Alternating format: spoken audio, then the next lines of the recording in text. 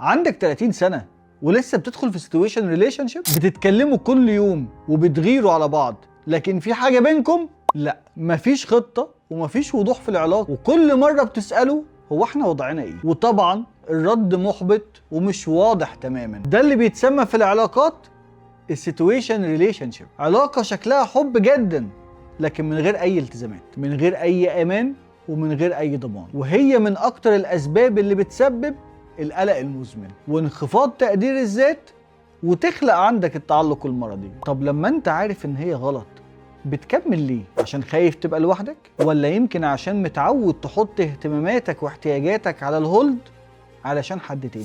الحل مش مجرد انك تمشي، الحل انك تفهم انت ليه بتقبل القليل وليه بتفضل منتظر حد مش موجود معاك. لو مش لاقي اي اجابة تعالى في يوتوبيا واحنا هنسمعك ونساعدك تحل المشكلة من جذورها.